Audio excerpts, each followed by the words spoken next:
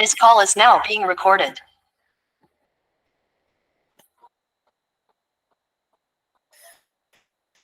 Boa noite a todos. Em nome da FEBIC, eu gostaria de agradecer a participação de cada um. Meu nome é Luísa Brown Cowling e eu serei a mediadora desta sala durante a noite. A FEBIC, Feira Brasileira de Iniciação Científica, é promovida pelo IBIC, o Instituto Brasileiro de Iniciação Científica, juntamente com a Secretaria Municipal da Educação e Formação Empreendedora da Prefeitura de Pomerode, contando também com o apoio de diversas instituições privadas e governamentais de nossa região. A FEBIC vem ao encontro de importantes conceitos educacionais, pois estimula a realização e execução de projetos científicos e promove, na busca da solução de problemas cotidianos, o pensar criativo e inovador, a utilização de novas tecnologias, a percepção do meio ambiente, a sustentabilidade e, principalmente, o conhecimento. Para esta edição, a FEBIC realizará a 8ª edição em formato híbrido, sendo a primeira etapa virtual e a segunda etapa somente presencial, sediada no município de Pomerode, ao lado da nossa querida Jaraguá do Sul. Nesta semana, também proporcionaremos atividades paralelas ao evento. Fiquem atentos aos sites e redes sociais oficiais da FEBIC de 2023. Antes de iniciarmos as apresentações, eu gostaria de ressaltar as regras, conforme o regulamento da FEBIC. Todos os projetos terão seus vídeos exibidos em sala virtual, com a presença da banca de avaliadores e a presença obrigatória dos alunos pesquisadores. É facultativa a presença do orientador ou do co-orientador. Essa avaliação, ela será feita por meio de um vídeo, podendo haver considerações e ou complementação da apresentação, de forma oral pelos alunos pesquisadores, de até 5 minutos após a reprodução do vídeo. A complementação fica a critério do projeto participante, e ela é opcional. A banca examinadora será formada por, no mínimo, 2 avaliadores de qualificação específica relacionada ao tema abordado. Ressaltamos que, caso haja interrupção de conexão com o avaliador durante a apresentação ou os questionamentos, o mediador aguardará seu retorno em até 2 minutos. Se não retornar, a apresentação seguirá com os demais. Considerando que todas as apresentações serão gravadas, o avaliador poderá assistir e avaliar posteriormente, não havendo prejuízo ao projeto participante. Cada avaliador terá um tempo máximo de 5 minutos para fazer as suas considerações e arguições e ter respostas aos possíveis questionamentos. As respostas devem ser dadas exclusivamente pelos alunos pesquisadores. Alguma dúvida até aqui?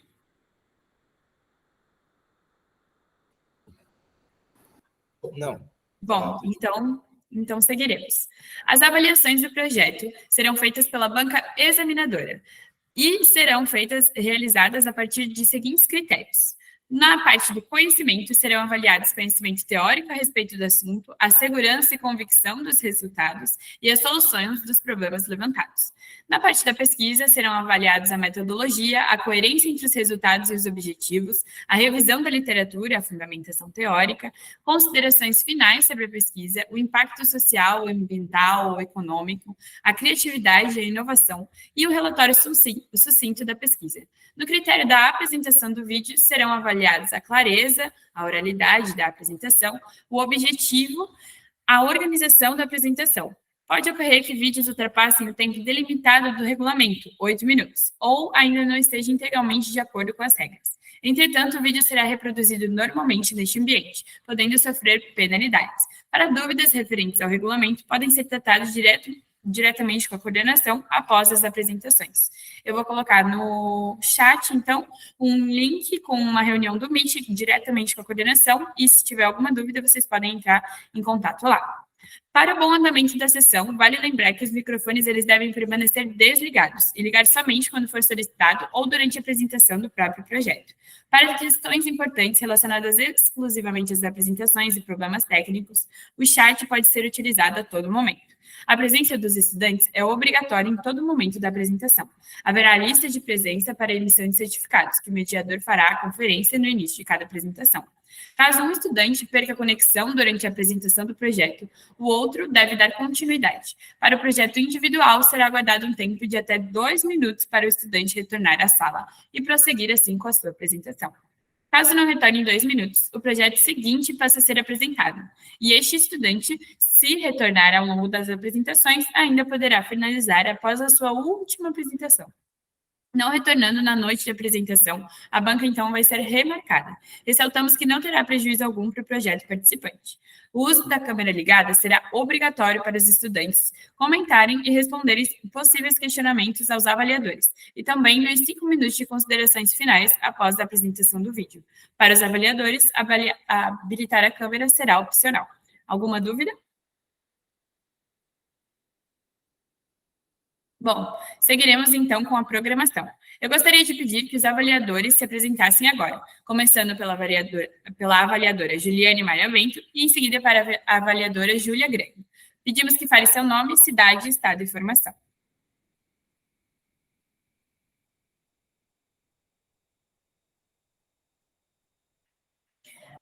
Tá no mudo o seu microfone. Não conseguimos te ouvir. Agora sim. Boa noite a todos. Meu nome é Juliane Mayra Bento. Sou jaraguaense, natural daqui.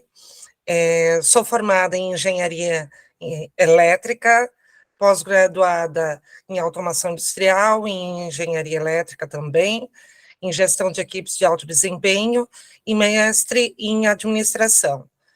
Trabalho atualmente na área de gestão de portfólio de produto na WEG, e fui docente durante 20 anos do ensino técnico e ensino superior, na Faculdade Senai, Jaraguá do Sul. Certo, muito obrigada. Agora a avaliadora Júlia Grande, se puder falar. Oi, boa noite. Eu me chamo Júlia, eu sou também aqui de Jaraguá do Sul, também trabalho na WEG. Eu sou formada em Engenharia de Computação pela UFSM e sou também mestre em Computação Aplicada pela UDESC. Eu trabalho na área de governança de dados, de TI. Certo, muito obrigada, agradeço as avaliadoras. Bom, seguiremos com as apresentações dos projetos. O primeiro projeto vai ser sobre a aplicação do auxílio no combate à violência, das alunas Graziela Lopes Terres e Santos e Vitória Eduarda Schmitz Weiser. O orientador foi o Diego Cândido de Souza e o co-orientador foi o Cândido Luciano de Farias. Eles são da Escola Técnica Estadual Monteiro Lobato. Meninas, eu vou passar então o vídeo de vocês. Eu peço só que vocês liguem a câmera, principalmente nos últimos minutos da apresentação e também nas arguições. Deixa eu apresentar aqui.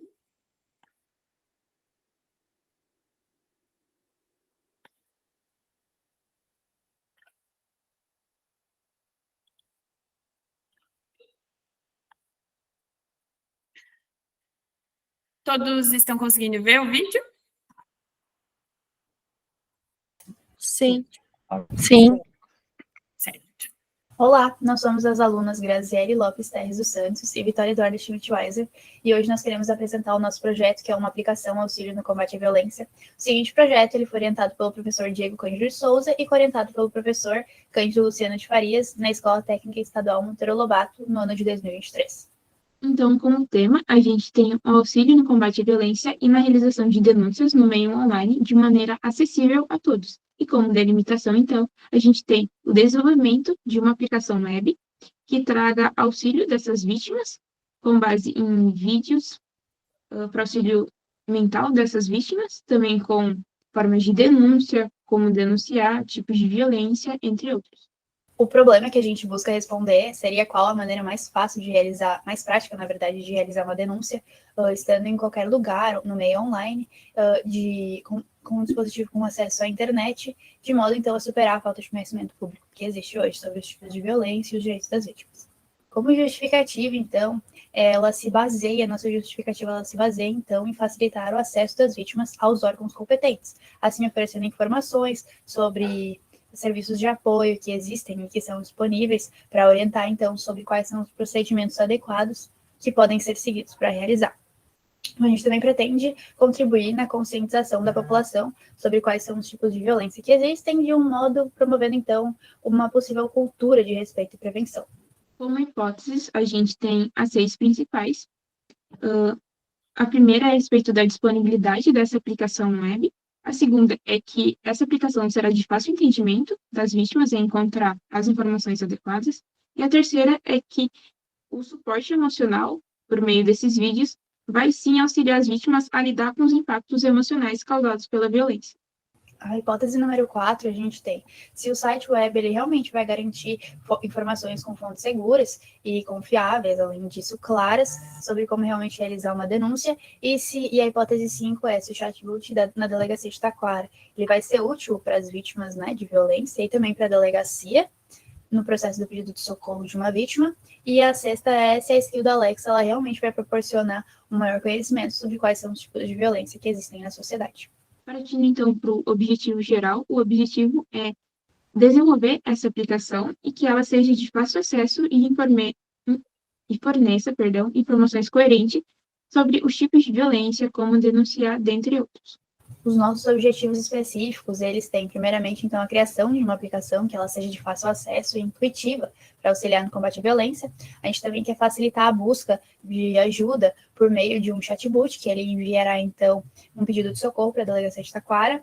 A gente também pretende ajudar na realização de denúncias por meio do conhecimento que a população, que a sociedade vai adquirir na aplicação sobre quais são os tipos de violência, implementando todas as funcionalidades que vão permitir para as vítimas realizarem, então, uma denúncia de uma forma segura e eficaz. E assim a gente também pretende implementar alguns vídeos que são demonstrativos e alguns recursos de apoio emocional como forma de suporte a todas as mulheres que já foram vítimas de violência. Bom, no nosso referencial teórico, a gente abordou a violência em suas diferentes definições, quais são os seus tipos, e a gente também discutiu um pouco, lendo sobre isso, sobre a violência social no Brasil, a desistência de denúncias e a importância de quebrar o silêncio, e o quanto que o medo existe e quanto existe medo na hora de realizar uma denúncia da violência e o medo da violência no país. Para as tecnologias, a gente está utilizando essas 5 principais, o HTML, JavaScript, Node.js, CSS e MySQL. O HTML, CSS e JavaScript a gente está utilizando na aplicação web. O Node.js a gente utilizou no desenvolvimento da skill e pretende utilizar como back-end da página web. E o MySQL para o armazenamento de dados das informações do site.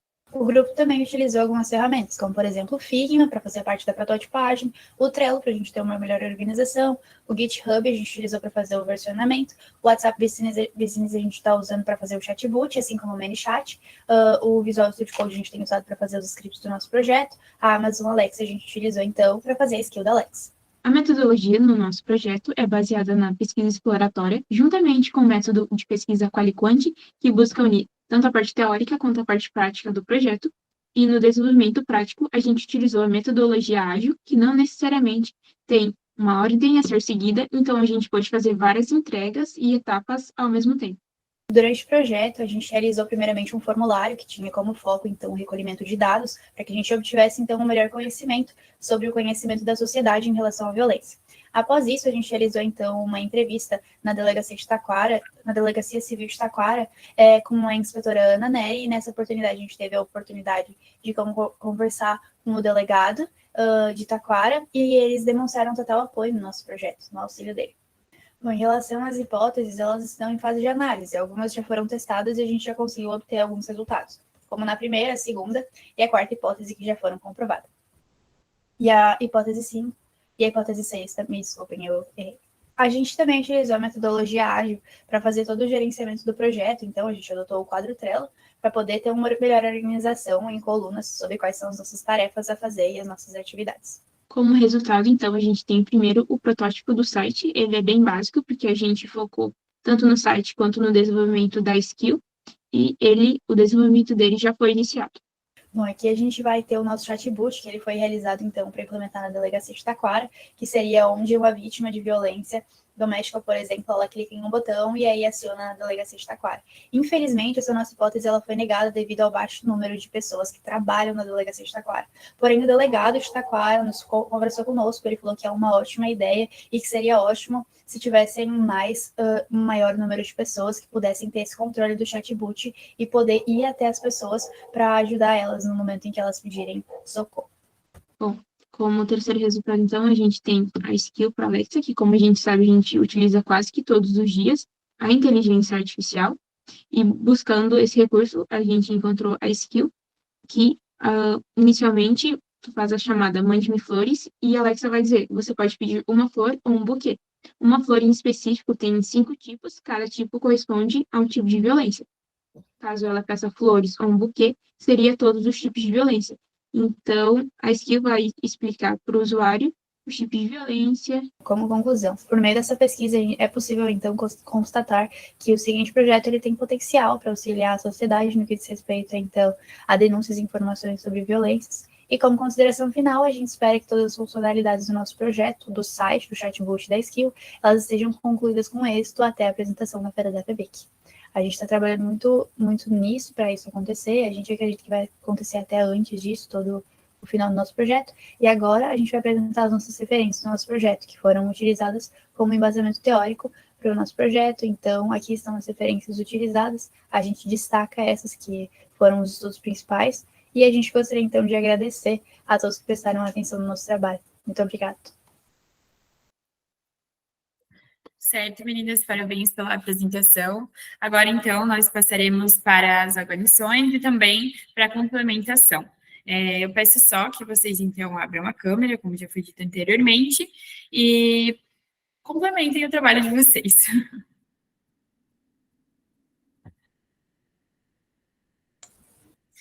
Boa noite. Bom, o que a gente tem para complementar é que a gente está dando continuidade nesse projeto. A gente já teve mais um encontro com uma psicóloga na faculdade da Facate, em Taquara, e ela nos deu o retorno, então, de que ela conseguiria nos ajudar com isso, porque existem professores lá que têm mais conhecimento nessa área, e eles poderiam nos ajudar para que a gente pudesse, assim, ter, então, um maior embasamento nessa área da saúde mental dessas vítimas, para colocar na nossa aplicação.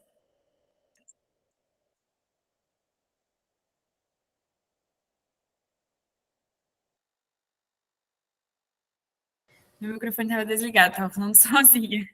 Muito obrigada, Vitória. Eu passo, então, agora para a banca avaliadora, para fazer as suas guarnições. Novamente, na ordem, a Juliane fala primeiro e depois a Júlia.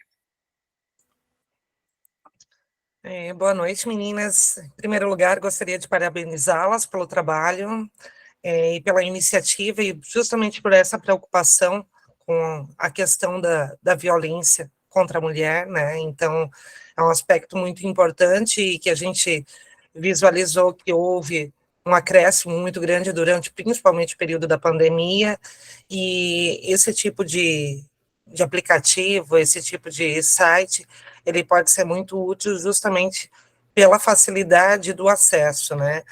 Então, baseado nisso, gostaria de parabenizá-las. E eu tenho uma pergunta em relação ao desenvolvimento. Eu vi que vocês já fizeram um esboço de site, né? Vocês já estão desenvolvendo, vocês fazem faculdade ou curso técnico numa área de TI, ou vocês estão aprendendo por conta própria? A gente faz curso técnico com médio integrado em informática durante os 3 anos do ensino médio. A gente então tem as áreas técnicas, as matérias, e a gente tem esse contato e pode fazer o desenvolvimento juntamente com o auxílio dos professores que são especializados. Que legal. Vocês chegaram a fazer alguma análise junto ao curso que vocês estão fazendo de experiência do usuário em relação ao site, de tratar ele de uma forma um pouco mais intuitiva, para poder criar essas telas, para poder criar essas ferramentas que vocês colocaram por meio dos buquês, das flores? Vocês chegaram a fazer alguma pesquisa relacionada à experiência de usuário, o UX, que a gente chama? A gente não necessariamente fez a pesquisa, mas a gente procurou conversar tanto com a inspetora da delegacia de Taquara, o delegado, e a psicóloga, para que eles que são mais especializados nessa área possam nos auxiliar, mas a gente não fez uma pesquisa com alunos, por exemplo. Era legal vocês fazerem, tem algumas estruturas de experiência de UX, né, que a gente chama de experiência de usuário, então eu deixo aí como contribuição para vocês estudarem um pouquinho isso, e para tornar o site um pouco mais intuitivo e mais fácil para acessar todas as pessoas, né, de todas as classes sociais, né, que muitas vezes, em instruções que nem sempre todos conseguem ter da mesma forma. E a outra questão que eu tinha para vocês em relação à LGPD, não sei se vocês já ouviram falar da Lei Geral da Proteção de Dados. Nesse Acho que não. quesito a gente não entrou. Então, toda vez que alguma pessoa entra dentro de um site e coloca o seu dado, ela tem essa questão da lei geral da proteção de dados, que tem que ser levada em consideração. Então, até para vocês estarem dentro da legislação atual, é um ponto também bastante importante para vocês continuarem o projeto de vocês, estudarem essas questões de como vocês vão fazer para que esse site ele esteja dentro da LGPD. Eu vi que não foi embasamento de vocês, então acredito que são duas contribuições que podem fazer com que o trabalho de vocês evolua de uma forma mais positiva ainda. E é isso. Obrigada. Muito obrigada. Agora a palavra, então, está com a Júlia. Boa noite, meninas. Muito parabéns pelo trabalho. É um tema muito relevante. E gostaria de parabenizar também pelas tecnologias que vocês estão utilizando, que são realmente bem modernas. É tudo que a gente utiliza hoje em dia para desenvolvimento web. E a Juliane falou já muita coisa, né, que eu também concordo sobre a questão do UX, né, que seria uma etapa posterior ao desenvolvimento de vocês. Então, depois que vocês desenvolverem o site ou o chatbot mesmo, testar com usuários para coletar deles essa experiência, né, e ver o que poderia ser melhorado para facilitar mesmo o preenchimento, né, dessas informações. E eu fiquei com uma dúvida só da skill da Alexa. Foram 3 iniciativas, então, que vocês desenvolveram. Foi o site, a skill e o chatbot, foi isso mesmo? Foi isso. 3 coisas separadas. Uhum. Muito legal mesmo, viu? Seriam essas minhas considerações. Parabéns. Certo, muito obrigada às avaliadoras, às avaliações. Tenho certeza que as meninas, né, prestaram bastante atenção e vão buscar corrigir o que foi falado ou até mesmo levar em consideração, né? Muito obrigada, meninas, parabéns pela apresentação, arrasaram, e é isso. Agora, então, a gente passa para o segundo projeto da noite, Matemática mais Música nas Ondas Métricas das Notas da Canção, dos alunos Michael Railson Almeida Medeiros, Rian Jordão Faustino, Paulo Thiago de Souza Fernandes, tendo como orientador o Francisca Leandro da Costa, e da Escola Estadual, professor Lourenço Gurgel de Oliveira. Eu vou passar o vídeo agora, eu peço que os meninos, então, liguem as câmeras para que a gente possa fazer as avaliações depois. Bom, deixa eu apresentar aqui.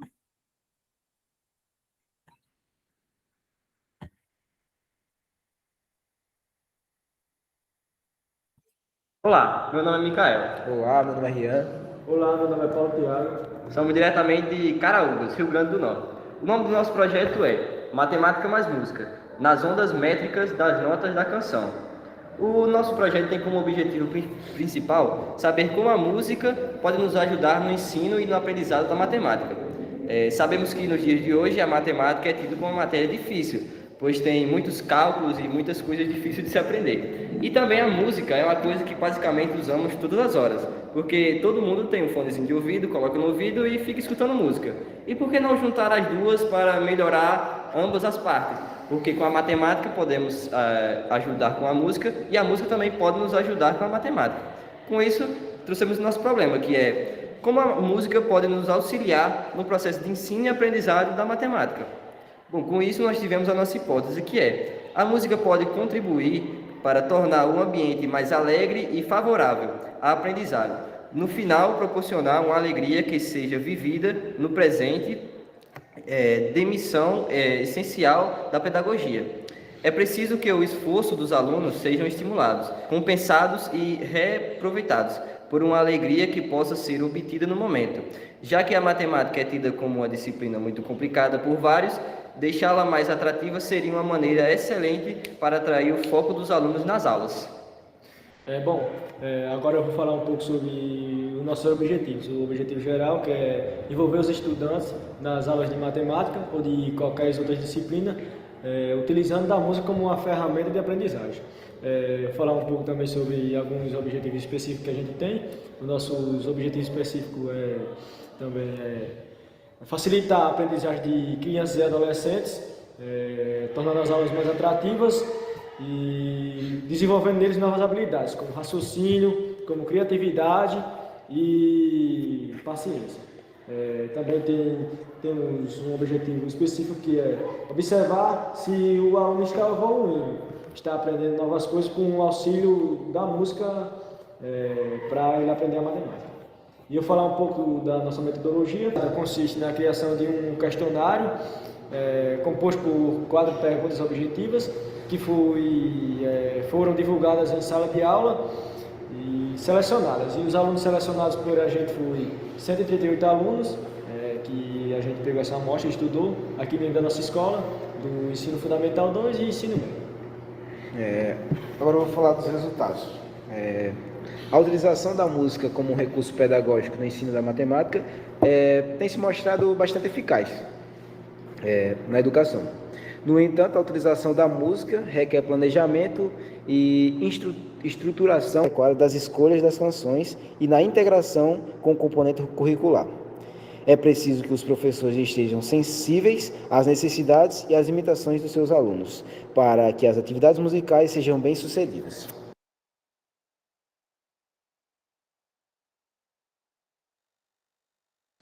É isso, meninos. Parabéns pelo projeto. Então, agora passaremos para as considerações de vocês a respeito do projeto. Vocês têm 5 minutos. Boa noite. Tá dando para escutar legal aí, que Sim, aham. não está muito bom, mas a gente vai falar aqui.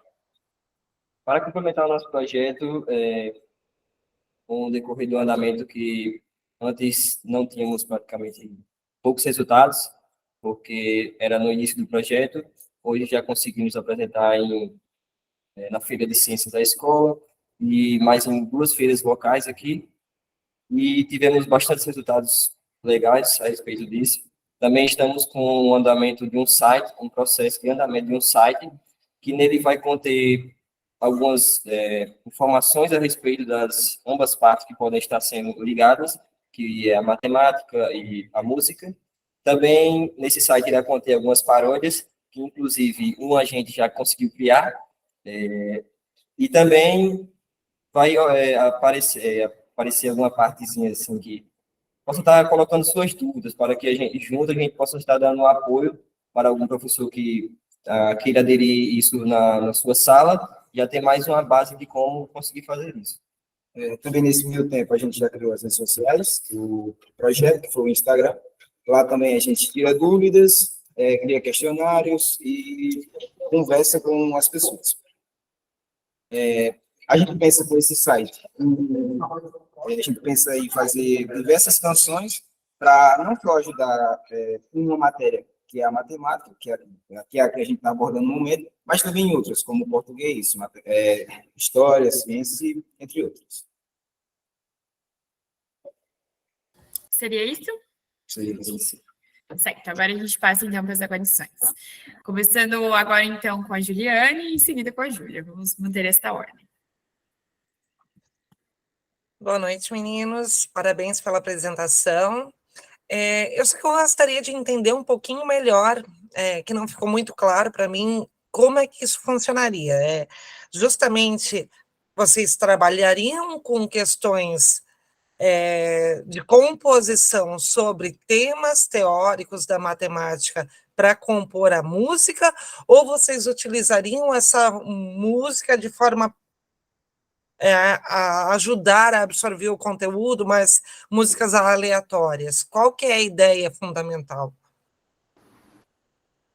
Bom, a ideia fundamental é justamente no início a gente trazer a música e fazer meio que uma paródia com os assuntos que, por exemplo, estão sendo trabalhados. No princípio, a gente vai tentar colocar primeiro um questionário, não um questionário, meio que um teste, uma prova, ou alguma coisa do tipo, será aplicado na sala e veremos os resultados. Logo após isso, aplicaremos um ensino, juntamente com a música, as paródias, e faremos novamente esse questionário para ver se ajudou os alunos a conseguir aprender mais a matemática através da música. Mas também podemos aprender a matemática dentro da música, porque se for para a parte de teoria musical, vamos ver que está repleta de matemática, porque tem muitas, por exemplo, as escalas, tem muitas coisas que envolvem frações ali, muitas coisas que são abordadas. Perfeito, é justamente nesse sentido que eu gostaria de ter ouvido essa parte de vocês, porque entendo que a matemática dentro do conteúdo da música, de forma a lembrar teoremas, lembrar regras, né, da matemática, ela pode facilitar para a gente memorizar, mas eu acho que é justamente esse ponto que você colocou, e mais a fundo, né? A matemática que existe para produzir som, né? Para produzir música. Isso é muito legal mesmo. E eu gostaria de saber de vocês o que que motivou a vocês trazerem essa ideia para o papel e começarem a estudá-la. Bem, a gente começou com esse projeto através de uma experiência vivida por mim, no caso. Quando eu vou estudar para provas, eu gosto de estudar bastante por videoaulas. Eu acompanho um professor que ele já utiliza da música para tentar ensinar. E certa vez eu estava na prova e me peguei perdido em duas questões. Aí eu pensei e não consegui a resolução delas. Mas aí eu lembrei de uma canção que o professor criou dentro do conteúdo, e eu consegui resolver as duas questões. No final, quando eu recebi a nota, vi que eu tinha realmente acertado as duas questões através da música. Aí eu repassei isso para eles, sugeri a ideia e eles abraçaram, junto com o nosso orientador, e a gente decidiu dar início nesse projeto. Legal. Não só isso também, mas na nossa turma, que são todos da mesma sala, o nosso professor de matemática, a gente estava estudando, acho que se não me engano era o raio, algum assunto do tipo. Ele até citou essa música, não me recordo o nome da música, mas dizia assim, 180, 180, 360. Isso facilitou muito a gente para conseguir lembrar no decorrer dos assuntos, né? Legal. E o que vocês propõem dentro dessa estratégia para aquele professor que ele não se sente muito à vontade em produzir, em compor músicas, paródias, coisas do tipo, ou até mesmo cantar para poder ensinar? Como é que vocês sugerem que isso seja motivado para esses professores que não têm tanta essa habilidade?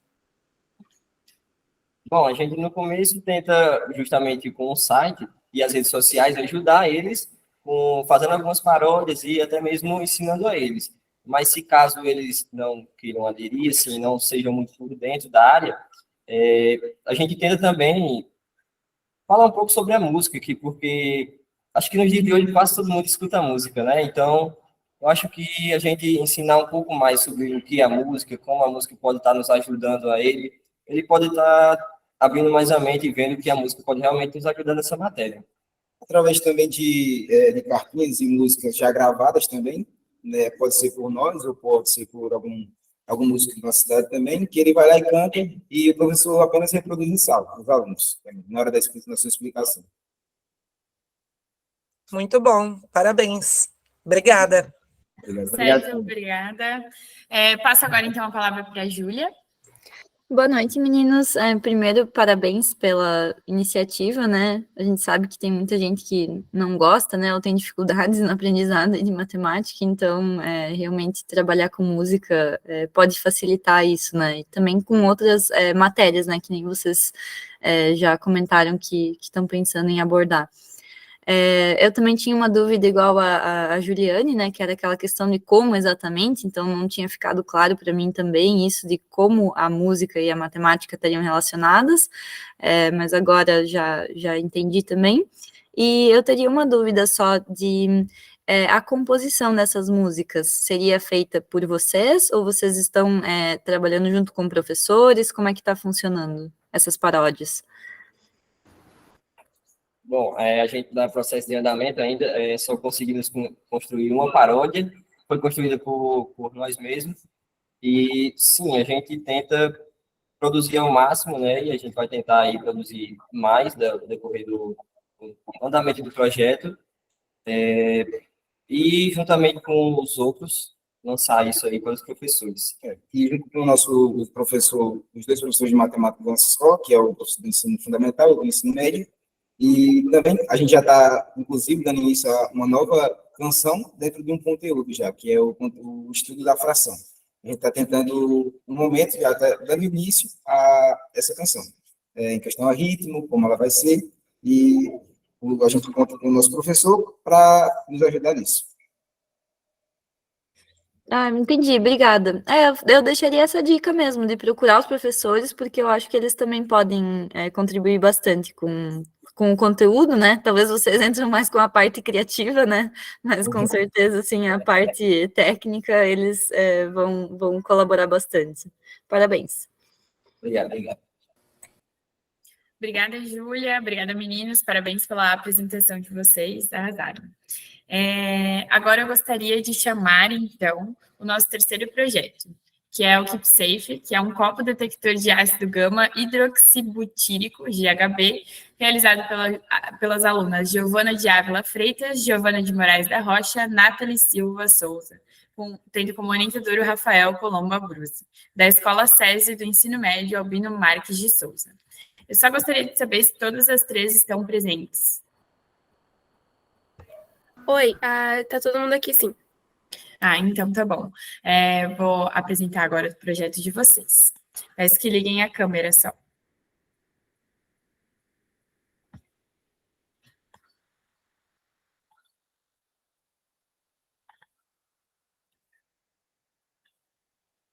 O projeto Keep Safe, cobre detectores de ácido gama hidroxibutírico, mais conhecido como GHB. Fazemos parte da Escola César Albino Marques Gomes, de Gravataí, do estado do Rio Grande do Sul. O meu nome é Nathalie. Meu nome é Giovana Ávila. E eu sou a Giovana Moraes. Temos como orientadores do projeto Rafael Abruzzi e a Aline Otis. Como justificativa do nosso projeto, a gente pode analisar a sociedade atual e perceber que há um crescente uso de entorpecentes utilizados com o intuito de dopar pessoas inconscientemente. Ele vem crescendo e isso é um fato.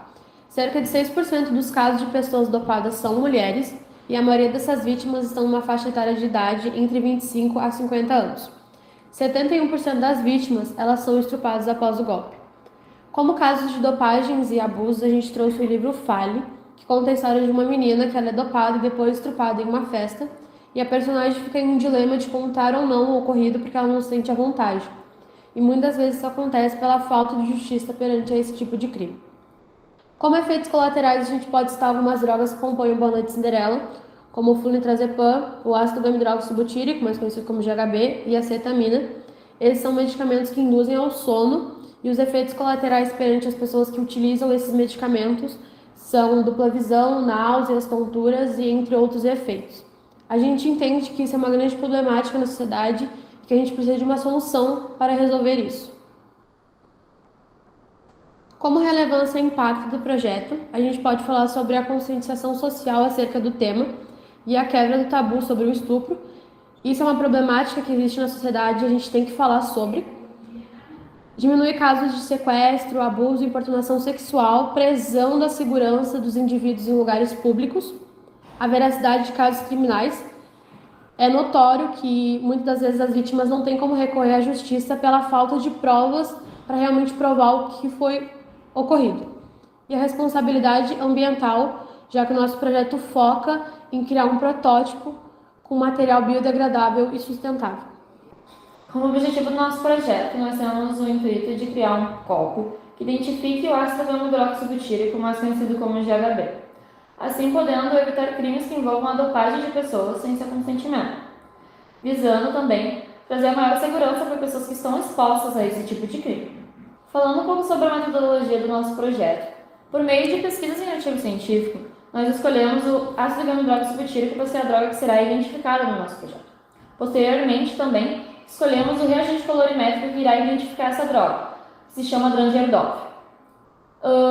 Logo após, a gente escolheu o material que será feito no nosso copo, que é o polipropileno. Ele é um plástico biodegradável mais sustentável para o meio ambiente. Falando um pouco sobre a substância pesquisada, a gente pode dizer que o GHB ele é um líquido inodoro, oleoso e com sabor salgado que raramente se apresenta na forma de pó branco. Ele também é conhecido como um êxtase líquido e ele é responsável pela liberação de vários opioides endógenos que induzem a sono, a amnésia, ao coma, e muitas vezes ele é utilizado como uma droga facilitadora da violação sexual, por se disfarçar muito bem em bebidas fortes. A nomenclatura dele vem devido à sua posição da hidroxila na cadeia do carbono. Dessa forma, a gente pode concluir que uma solução para o problema identificado no início do projeto seria a produção de um copo que identifique nele o GHB e dentro dele ocorra uma reação colorimétrica, assim alertando a vítima que tem um entorpecente em sua bebida. Após um teste inicial usando como droga o removedor de esmalte à base de acetona e como reagente o Drangerdorff, a gente pode perceber que ocorre não uma mudança na coloração, mas sim um precipitado.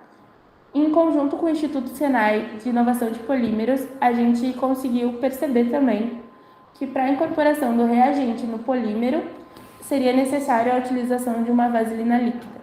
E é isso. Muito obrigada. Certo, meninas, parabéns pela Se apresentação. você tem nível superior e já ganha 10.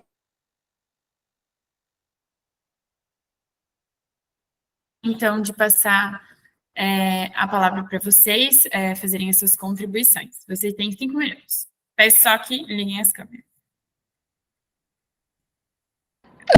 Então, boa noite. O meu nome é Nathalie, eu sou uma das integrantes do projeto KeepSafe, copo detector de ácido gama-hidróxido butírico, juntamente a Giovana Ávila e Giovana Moraes.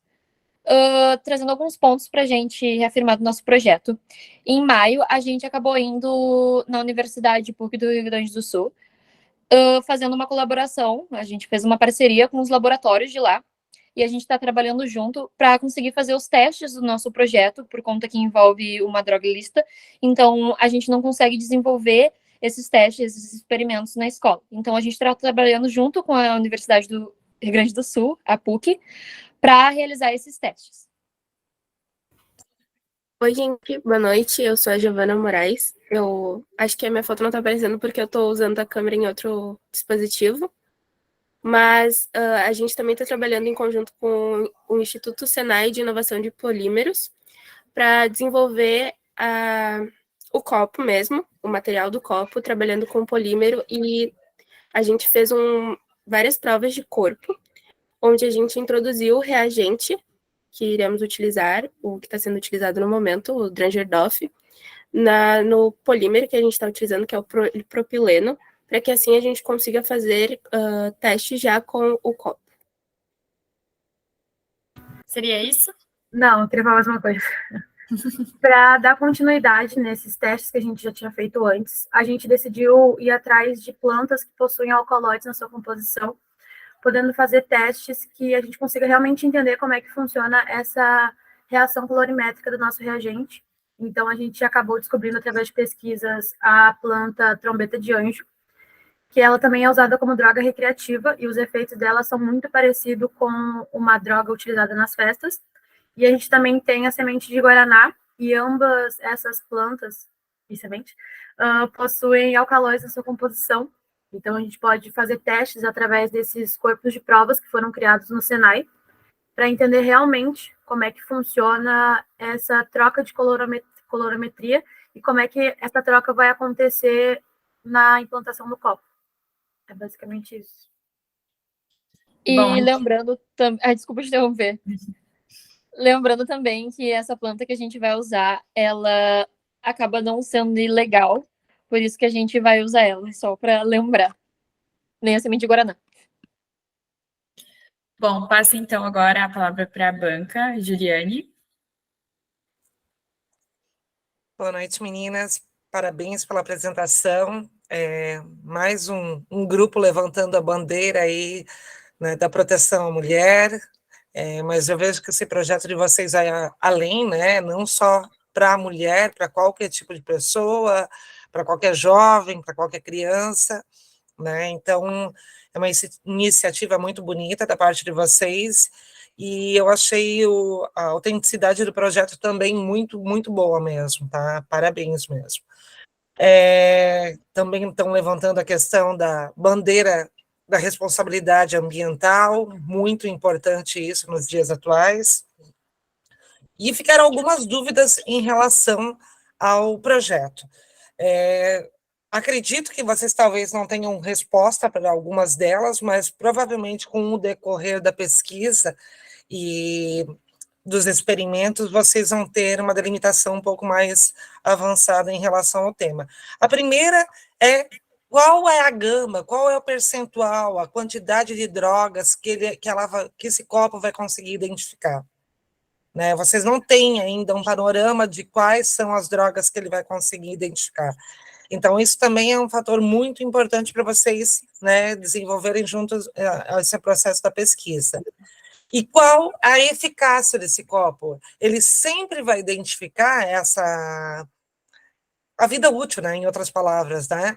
Ele sempre vai identificar essas drogas ou ele tem uma vida útil, né? Então, isso também são dados que vocês vão precisar fazer por meio do experimento e identificar, né, como é que ele vai se comportar, né?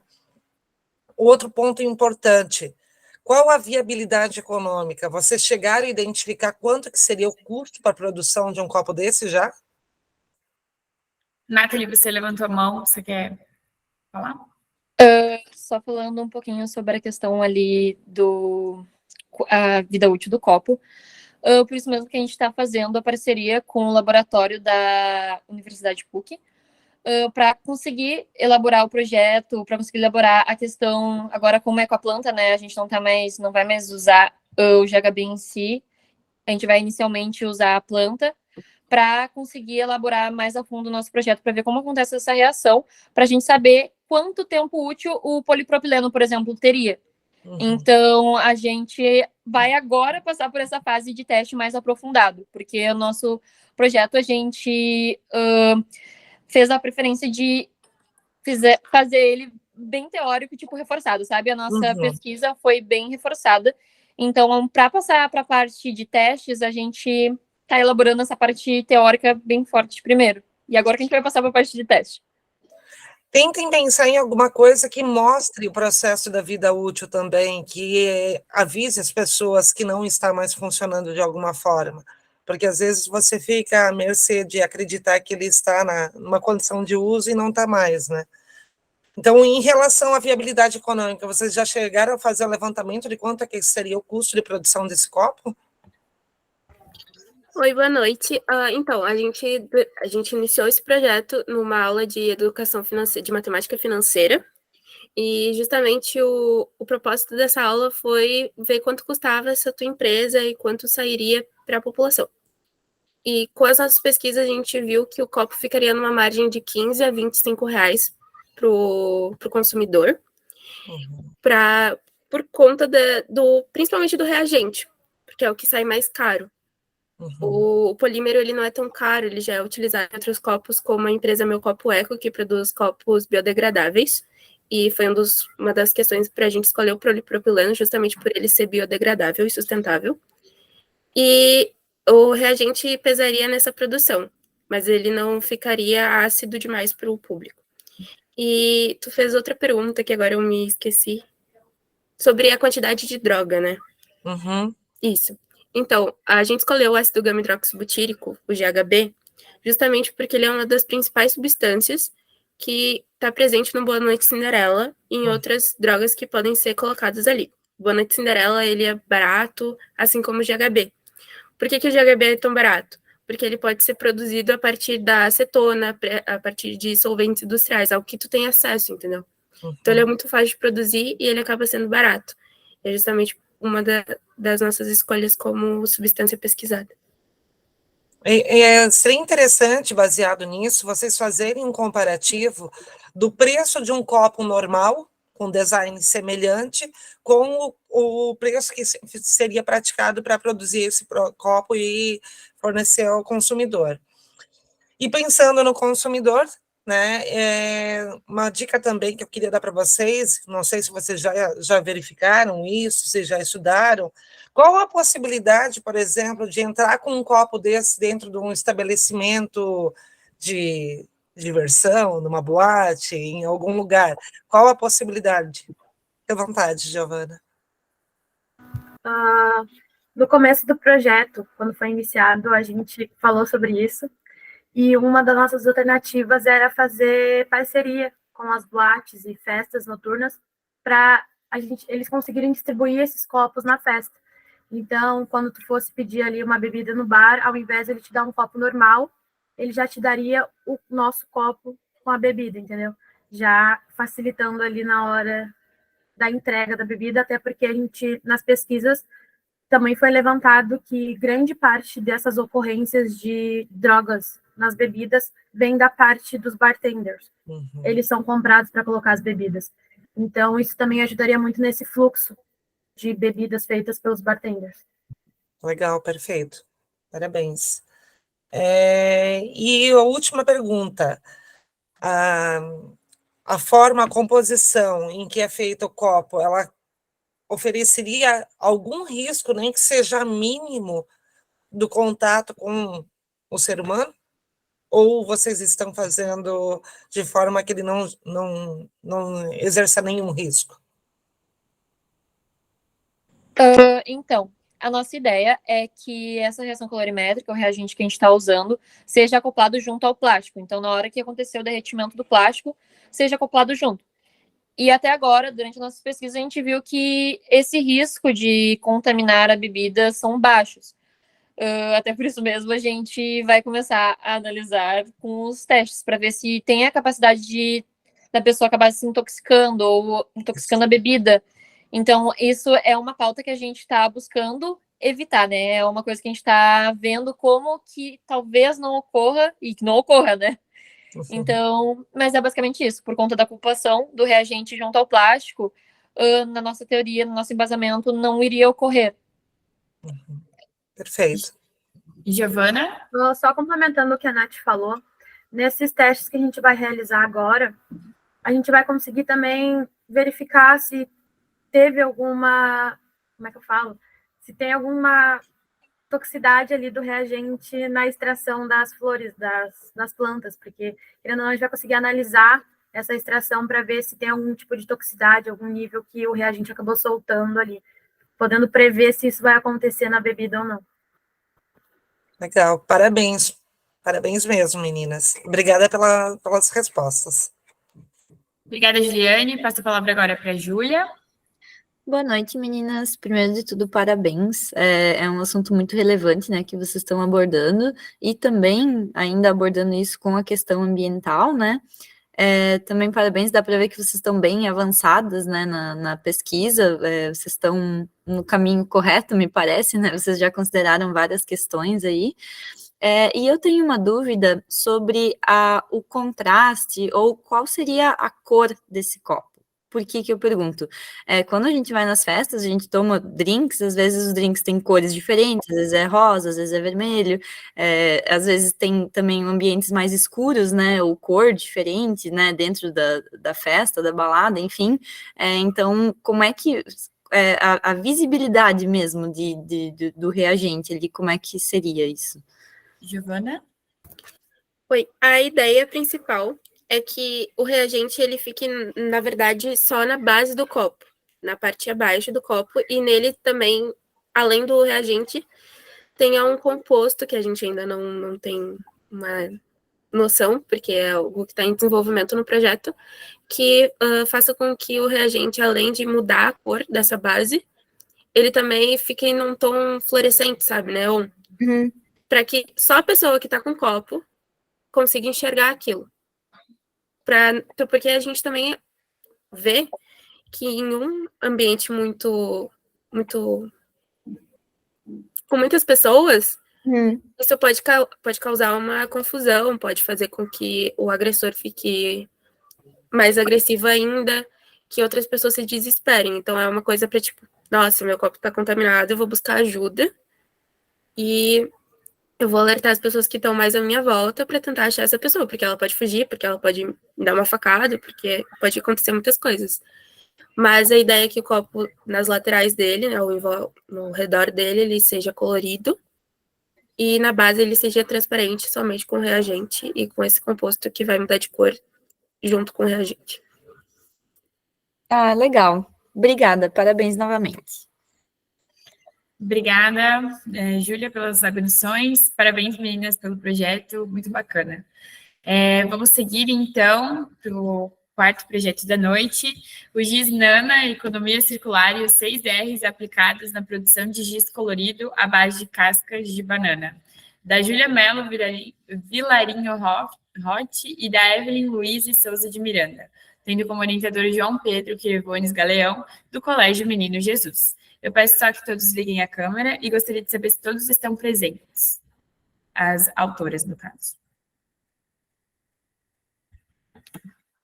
Sim, Júlia, você levantou a mão?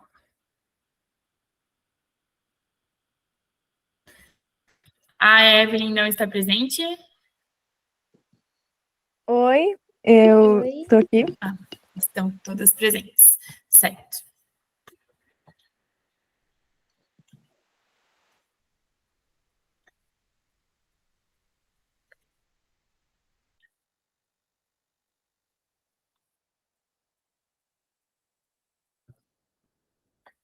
Gisnana, economia circular e 6 R's aplicados na produção de giz colorido à base de cascas de banana. O seguinte trabalho foi feito com o orientador João Pedro Crevones Galegos e autoras Júlia Melo Vilarinho Rotti e Evelyn Luiz Souza de Miranda, realizado na instituição de ensino Colégio Menino Jesus, em Colombo, Paraná. Introdução. Introdução à pesquisa. A agricultura evoluiu com o passar dos anos. Atualmente, o Brasil ocupa o terceiro lugar mundial como produtor de frutas, o que tange as bananas. Em 2018, produziu-se mais de 6,5 milhões de toneladas de cachos, com consumo brasileiro per capita em torno de 25 quilos por ano. No entanto, a geração de resíduos é um grande problema no país e que merece devida atenção. De acordo com o programa Brasil Jogo Limpo, os resíduos somados do produto passam de 100 milhões de toneladas. A responsabilidade sobre esses resíduos é complexa e independente, sendo necessária a articulação entre entidades públicas, sociedade civil e do setor empresarial, para que assim haja possibilidade de avançar no que tange um consumo consistente e melhorias no com responsabilidade dentro de uma lógica de gestão compartilhada. Portanto, ao pensar em uma lógica de gestão e até mesmo de produção, a pesquisa visa aplicar como base da produção a economia circular, somada das práticas de sustentabilidade previstas nos 6 R's. A economia circular é entendida como um ciclo contínuo de desenvolvimento positivo que preserva o capital natural. A economia circular otimiza a produtividade de recursos e minimiza riscos sistêmicos ao gerir estoques finitos e fluxos renováveis. E os 6 R's da sustentabilidade são repensar, recusar, reduzir, reusar, reparar e reciclar. Os 17 Objetivos de Desenvolvimento Sustentável foram estabelecidos pela Organização das Nações Unidas, ONU, em 2015, e compõem uma agência mundial para a construção e implementação de políticas públicas que visam guiar a humanidade até 2030. A pesquisa trabalha com alguns dos 17 ODS, contribuindo com a meta da ONU. São eles educação e qualidade, emprego digno e crescimento ergonômico, indústria, inovação e infraestrutura, cidades e comunidades sustentáveis, consumo e produção responsáveis. Desse modo, a pesquisa tem como questão norteadora: seria possível utilizar o resíduo sólido e orgânico da banana, casca, aplicando-a na produção de giz colorido? Objetivos. Objetivo geral: produzir um giz colorido à base de cascas de banana e pigmentos naturais. Objetivos específicos: analisar a produção mundial de bananas, levantar possíveis pigmentos naturais, com foco nos oriundos de resíduos alimentares, desenvolver um método de produzir giz colorido com aspectos próximos ao giz de cera, aplicar concentrações variadas de casca de banana em amido de milho para a produção, testar a resistência e a aplicação do giz produzido, e, por fim, verificar a viabilidade econômica da proposta ou a análise de custo. Metodologia. A metodologia ancorou-se principalmente nos estudos de Morita e Abreu, Oliveira e Nakamura, dentre outros autores que têm suas pesquisas voltadas para a produção e utilização de giz colorido. A partir desses autores, elaborou-se o procedimento experimental de produção com as adaptações necessárias. Para produzir os pigmentos, elaborou-se como aporte teórico os estudos de Melo, Ramani, Miranda, Casqueira e Santos e outros. Produção do giz. A base do giz colorido é a partir das cascas de banana. Para isso, triturou-se as cascas de banana com água em liquidificador doméstico. Em seguida, coze-se com um pano de algodão no movimento de torção para a extração do líquido. Na sequência, o material fibroso é dividido em 2 modos de testagem, modo A e modo B. O modo A consiste no material fibroso sendo adicionado em frações no amido de milho somado de pigmentos naturais, produzidos a partir de resíduos como a casca de beterraba ralada, temperos como urucum e açafrão ou coloral. Já o modo B é realizado do mesmo modo que o A, mas sem adição de amido de milho. A última etapa é a moldagem em formas de silicone até a secagem. Testagem. e analisando após a secagem sua capacidade de colorir em uma folha sulfite e sua resistência a impacto. Além disso, fatores estéticos são analisados, como a aparência e a superfície, bem como os resíduos ficam na folha após a pintura. Outros aspectos analisados são frente aos ataques microbiológicos gerados. Análise de custo e visão empreendedora. Após o procedimento metodológico, realizou-se análise de custo para estimar o valor de cada unidade de giz. Além disso, aplicou-se as ferramentas de gestão, sendo elas: análise de SWOT, diagrama de Ishikawa, 5W2H, público-alvo, logomarca e slogan. Resultados e conclusões. Primeiramente, foi feito um levantamento bibliográfico concluído de que a pesquisa é possível e inovadora, visto que não localizou-se projetos que utilizassem casca de banana para a produção de giz colorido. Em seguida, foi aplicado ferramentas de gestão como 5W2H e escolhido o nome GizNana, que tem como objetivo ser lúdico para assim atingir o público-alvo infantil. O gráfico de 5W2H responde às perguntas o que, por quê, quem, quando, como, onde e quanto. O que? Giz de cera mais sustentável que trabalhe com economia circular. Por quê? Para reutilizar resíduos de alimento e substituição de recursos não renováveis. Quem? Evelyn Luiz Souza de Miranda e Júlia Melo Vilarinho Rotti. Quando? De 2023 a 2024. Como? Com a produção do giz de cera à base de casca de banana. Onde? Por todo o país. E quanto? 50 centavos. Foram feitos, então, testes utilizando a casca de banana e pigmentos naturais. Apesar da cor ter sido transferida para o papel de maneira satisfatória, demonstrou pouca resistência.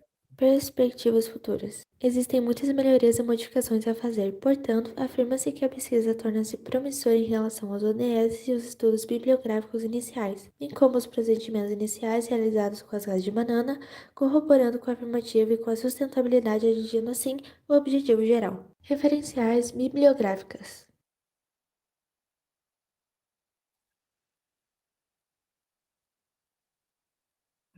Certo, meninas, parabéns pelas apresentações. Agora vocês têm 5 minutos, então, para fazer suas contribuições. Ok. Primeiramente, a gente gostaria de falar que, continuando nossas perspectivas futuras, estamos também à procura de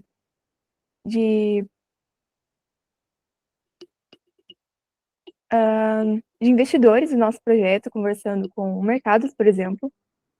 E a gente gostaria de apresentar em forma de slides as propostas que vão de encontro com a nossa proposta de sustentabilidade. Então, aqui. Dá para ver? Ok. Sim. Primeiramente, como já foi apresentado, os ODS que o nosso trabalho ele mais trabalha, e aqui como cada ODS vai funcionar no nosso trabalho. Educação em qualidade.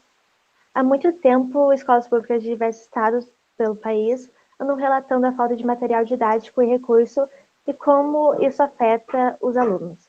Trouxemos então algumas notícias falando mais sobre esse tema, como a de Metrópolis, que os pais reclamam sobre a falta de material e livros nas escolas estaduais de São Paulo. A falta de acesso de materiais didáticos na pandemia foi 4 vezes maior em escolas públicas. Segundo a pesquisa da Fundação de Getúlio Vargas, as escolas públicas acabam sofrendo mais com essa falta de recurso do que em escolas particulares. E também tem a notícia do G1 de 2018, onde as escolas municipais de Florianópolis relatam que a falta de material compromete o andamento das aulas. O giz de cera colorido, atualmente, é um dos mais utilizados na educação infantil, principalmente na hora da pintura. Segundo a seguinte autora, ela afirma que, para as crianças, o desenho estabelece relações, e isso é muito importante porque aprimora suas capacidades, aprimora seu intelecto e contribui principalmente para o seu desenvolvimento. E como vimos nos dias passados, por escolas públicas sofrerem um pouco mais com essa falta, isso acaba afetando principalmente jovens em situações de vulnerabilidade social.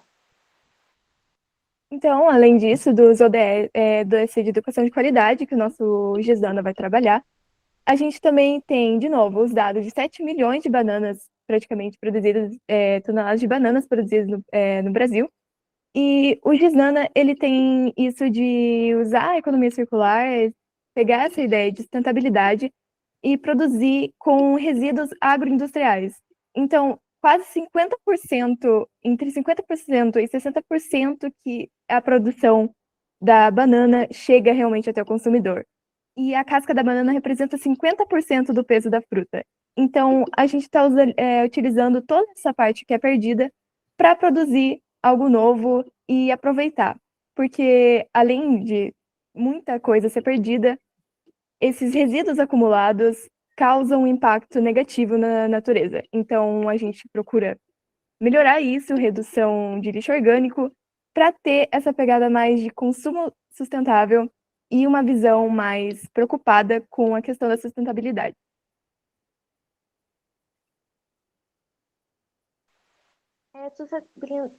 Sustentabilidade.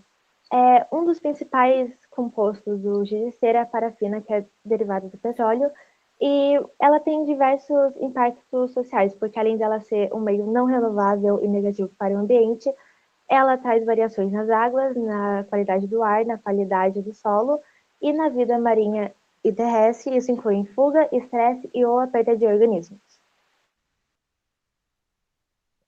Conclui-se, então, que é necessária a substituição do petróleo por materiais renováveis, que são recursos extraídos na natureza e são rapidamente repostos. O Gisnana, a gente trouxe um pouco mais sobre o conceito de economia circular, segundo a Organização Internacional. Enfim,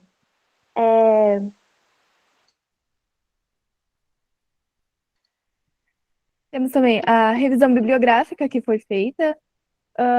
Foi encontrado, utilizando o termo no site Cielo, 10 produções que utilizavam casca de banana. Esses são os resultados mais interessantes que tivemos.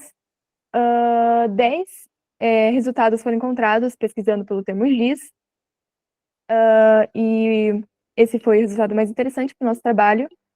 Então, essa é a conclusão de como o nosso Gisnana ele impacta de forma social, o meio ambiente e a economia de forma positiva.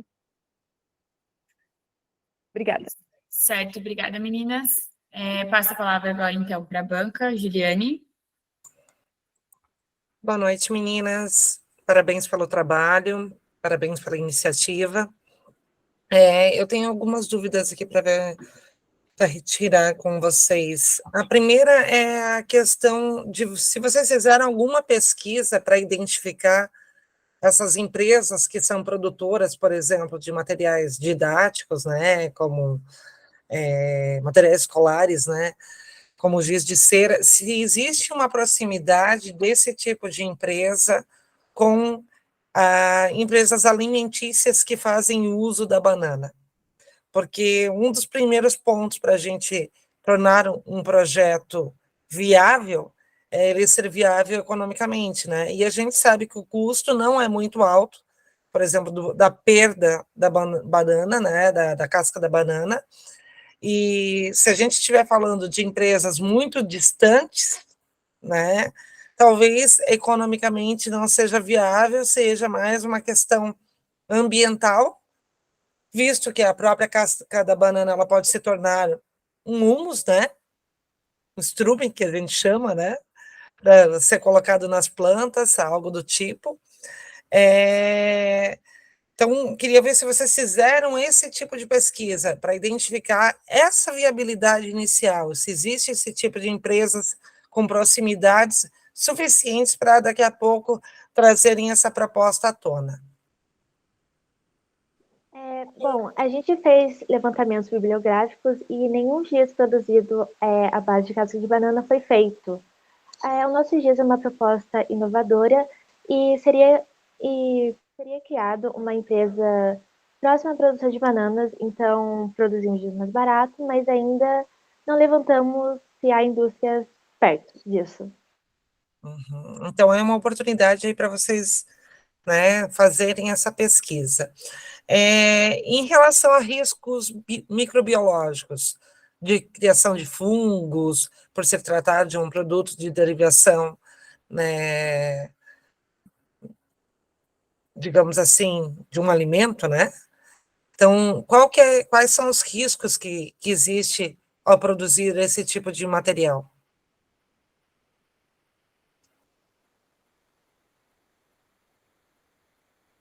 Pode falar. Existe um risco que a gente conseguiu perceber no processo, né, de ataques microbiológicos, por exemplo, ataques fúngicos, mas a gente está utilizando, a gente está, a gente pro- propõe, a gente quer utilizar coisas como cravo da Índia para prevenir isso e condições meteorológicas, mas no processo dele secar para prevenir isso. É o que a gente propõe fazer no futuro. Legal. E a última pergunta que eu tenho é: vocês chegaram, baseado que vocês fizeram uns giz, né, simulando essa questão do giz-nana, né? Vocês fizeram um comparativo entre os processos que hoje são os normais para se produzir um giz de cera e um giz-nana? O que teria de principal mudança do ponto de vista de processo?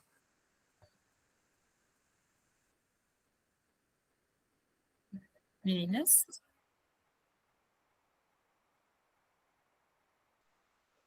Bom, a gente fez comparações e a giz de cera de abelha e o nosso é de casca de banana. Porque, calma. Muitos usaram compostos de petróleo e a cera, mas nenhum usou a casca de banana. E a gente queria muito usar como proposta e de modo mais artesanal. Uhum. Mas quando a gente fala de fazer um giz de amplitude escalar, né, que a gente fala colocar em escala de processo, a gente tem que fazer uma análise de qual é a diferença que existe nesse processo e quais são as adaptações necessárias para você produzir em maior escala, né? A gente não está falando de cada um produzir na sua casa. Eu entendi que a proposta de vocês é uma proposta de uma criação de uma empresa que produz esse tipo de giz, né?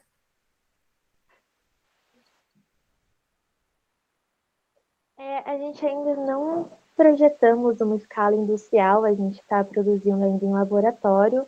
A gente está produzindo primeiro uma escala pequena, antes de passar para essa escala maior, para pensar mais nisso. Então, vale um estudo na parte de vocês das mudanças do processo, né? Eu acho que é uma oportunidade para vocês. É isso, obrigada, meninas. Certo, obrigada, Giane. Júlia? Boa noite, meninas. Primeiro, parabéns. É uma ideia bem original, né? Vocês até fizeram as pesquisas bibliográficas ali, realmente não encontraram nenhum giz à base de casca de banana, né? Então, parabenizo pela originalidade. E eu queria perguntar sobre se vocês fizeram algum teste de validade, né, de durabilidade desse giz, porque como ele é bem natural, né, são só compostos ali orgânicos, eu queria saber se vocês testaram, assim, a vida útil dele.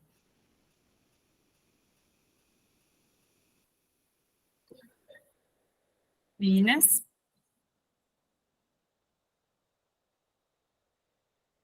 Pode Se falar. eles não, se eles não secarem, eles duram 3 dias, mas a gente está guardando eles em potinhos, por exemplo, para conservar.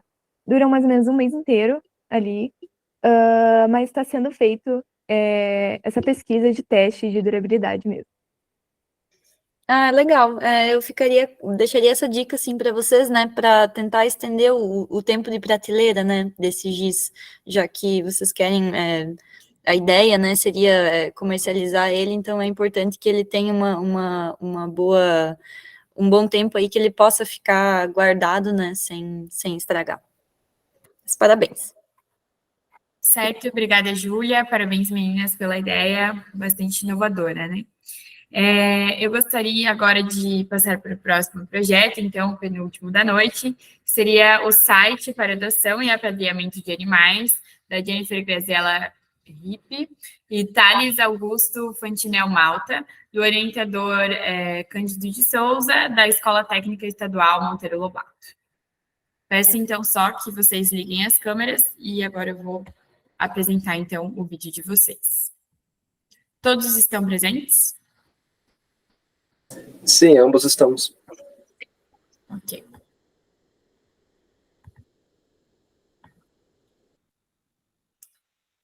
Boa tarde, meu nome é Jennifer Graziella Ribe, estudante da Universidade Augusto Fantinel Malta. Nós somos alunos da Escola Técnica Estadual Monteiro Lobato. Iremos apresentar nosso projeto, cujo nome é PetFlix, foi orientado pelo Diego Cândido de Souza e foi orientado pelo Cândido Luciano de Farias.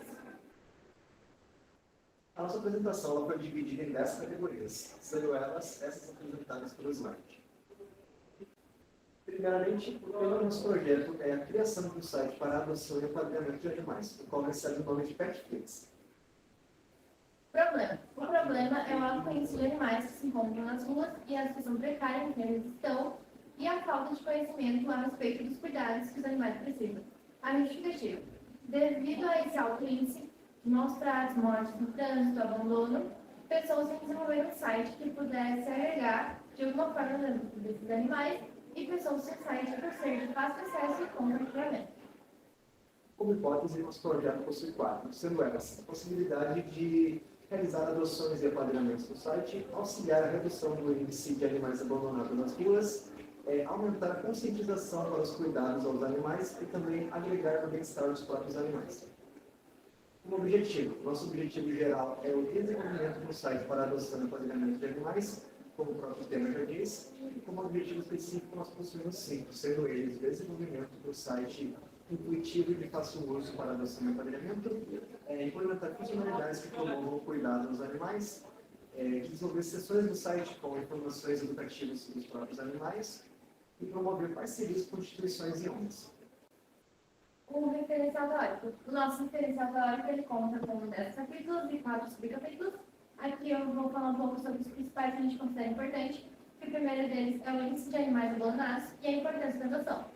E fala justamente do alto índice que tem atualmente de animais abandonados nas ruas e o quão importante a adoção pode ser na vida de cada um desses animais, podendo agregar na vida deles para que eles tenham bem-estar e cuidados necessários. O outro que a gente considera importante é os acidentes que ocorrem com os animais nas ruas, que também tem um alto índice de ocorrência no dia a dia. O outro que a gente considera importante são as leis de proteção dos animais, que falam das leis que visam proteger e ajudar esses animais de alguma forma. O próximo capítulo é como as ONGs podem ajudar, que fala justamente do trabalho que a ONG ela realiza para resgatar e ajudar esses animais. E o outro capítulo que a gente considera importante é o marketing digital, que fala da relevância que publicações com conteúdo relacionado a animais têm nos dias atuais. As tecnologias e ferramentas do projeto. A gente está usando o Node.js para o back-end e a JS para o front-end. Agora, sobre as ferramentas, a gente está usando o Trello para a organização das tarefas que a gente tem que fazer, o Figma para a prototipação do site que a gente pretende desenvolver, que a gente está desenvolvendo, o VS Code para o desenvolvimento dos scripts, o Astra para gerenciamento do caso de uso, o Postman para testagem da API, o MyScaler que vende para o banco de dados, o GitHub para o compartilhamento do código, o Chunk para permitir essa conexão com o banco de dados e o Bootstrap para garantir que a página seja totalmente responsiva. Metodologia. O método de pesquisa abordado no nosso projeto será o Polyquant, realizado a partir de conceitos e ideias em um questionário que foi feito com o objetivo de poder alcançar a opinião do público geral a respeito do nosso site, para poder saber se as pessoas utilizariam o mesmo e se elas acham que seria algo eficaz. Para a realização do desenvolvimento da parte prática do nosso projeto, a gente está utilizando a metodologia que traz o uso do quadro Kanban, no qual é a metodologia do tipo ágil, que consiste em trabalhar em ciclos curtos de realização de determinadas tarefas. Metodologia de recursos humanos. Bom, a gente realizou um questionário para o público, onde tinha 13 perguntas, sendo 12 objetivas e uma dissertativa, e a gente obteve 72 respostas. E a gente, fazendo análise dessas respostas, a gente pôde perceber que o projeto ele teve uma boa aprovação. Aqui são alguns dados que eu vou falar agora, que a gente considerou mais importante, que a gente recebeu. O primeiro deles é que a maioria das pessoas que responderam foram homens de 15 a 20 anos que moram na região do Vale dos Sinos. 82% dessas pessoas costumam ver animais abandonados, onde a maioria conhece meios de adoção, entretanto, não conhece meios de apadrinhamento. Dessas pessoas, 60% dos entrevistados afirmam que os conhecidos eles adotam animais ao invés de comprar. A respeito do projeto, a gente perguntou sobre a utilidade do site, onde 92% acredita que o site para adoção de animais tem utilidade e 82% acredita que o site para apadrinhamento de animais tem utilidade. E, por fim, a última que a gente considera importante é que 88% do público disse que usaria esse site para adotar animais, caso tivesse vontade, e 56% disse que usaria para apadrinhar, caso tivesse vontade de apadrinhar um animal. A metodologia de desenvolvimento. Esse é o nosso diagrama R e conta com a tabela pessoa, que é relacionada com a tabela administrador e usuário, pois ambas são uma pessoa. Também a tabela do animal, ela está relacionada com a tabela apadrinhamento e adoção, e todas essas três elas estão relacionadas com a tabela usuário. Também como metodologia de desenvolvimento, nós possuímos a nossa modelagem de caso de uso, no qual ela apresenta três entidades, sendo elas o visitante, o administrador e o usuário, e cada uma delas possui uma série de atributos. Vocês podem ver aqui a partir do nosso diagrama. Outra metodologia de desenvolvimento que possuímos é o nosso sistema Trello, ou quadro Kanban. Nele a gente está apresentando nossos resultados que a gente conseguiu desenvolver a partir do ano, o que a gente tem com andamento, a fazer, efeitos de prática e efeitos de teórica do nosso projeto. Resultados. Igual a gente agora vai falar e mostrar um pouco dos resultados obtidos ao longo do caminho com o nosso projeto. Primeiramente, como resultado, nós possuímos o nosso protótipo do Figma, no qual ele apresenta todas as telas que a gente tem, já com seus designs completos. Temos nossa tela home, no qual ela já está feita completamente em código, certinho, tudo responsivo, e nela apresenta umas poucas informações sobre o projeto e é mais apenas para algo visual. Temos também nossa tela de cadastro e a tela de login, onde nela já é possível realizar os mesmos, tanto o cadastro quanto o login, e fica salvo no banco de dados do projeto. Temos também nossa tela de conteúdo, onde nela vai apresentar os artigos, notícias e informações educativas sobre animais, e a pessoa poderá nela salvar essas informações para deixar salvo no seu perfil.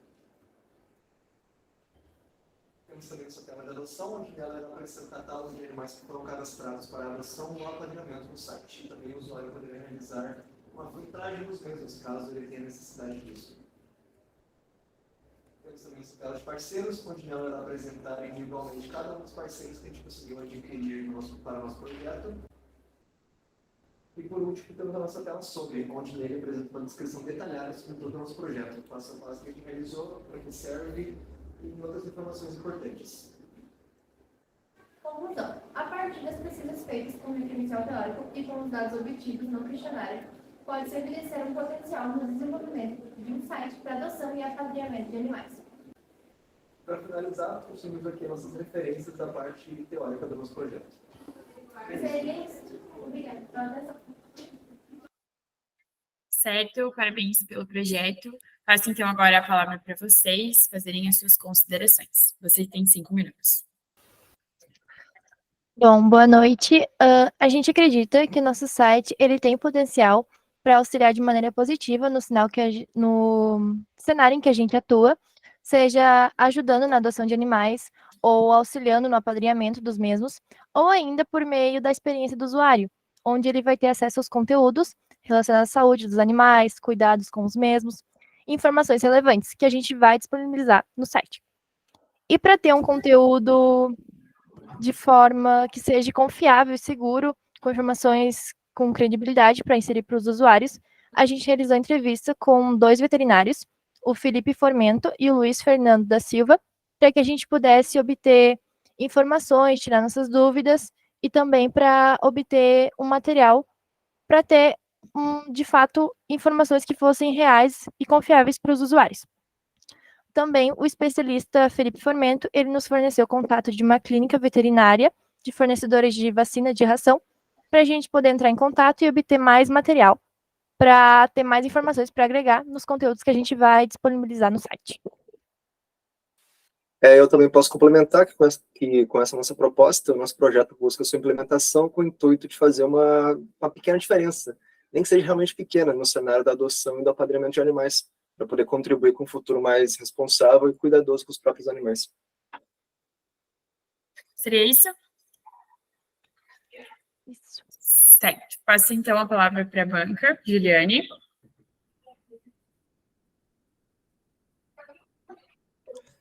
Boa noite, obrigada pela apresentação de vocês, parabéns pelo trabalho.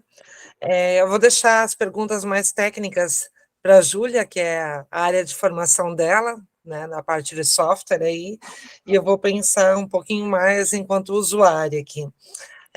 Pelo que eu entendi, a ideia de vocês é terem alguns parceiros, né, para cadastrarem esses animais, é isso?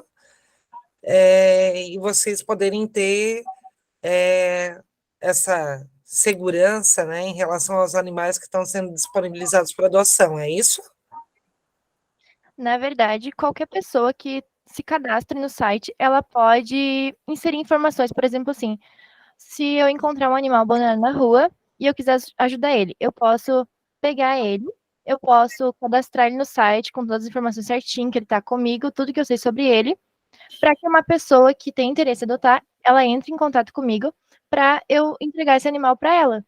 Qualquer pessoa vai poder cadastrar um animal no site. E como é que vocês pretendem garantir a segurança desse tipo de informação? Que não seja golpe, que não seja utilizado esse site, digamos assim, para trazer pessoas mais próximas, né, e sem aplicado algum tipo de violência ou golpe?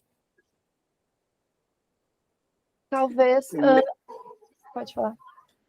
Meio que sobre isso a gente não tem muita noção de como a gente poderia fazer, porque é meio que algo... Não tem como seguir um caminho para ter certeza que não vai ser um golpe, coisa do tipo. Talvez possa fazer uma verificação por meio do CPF, que vai ser informado. Quando cadastrar, o usuário tem que informar o CPF.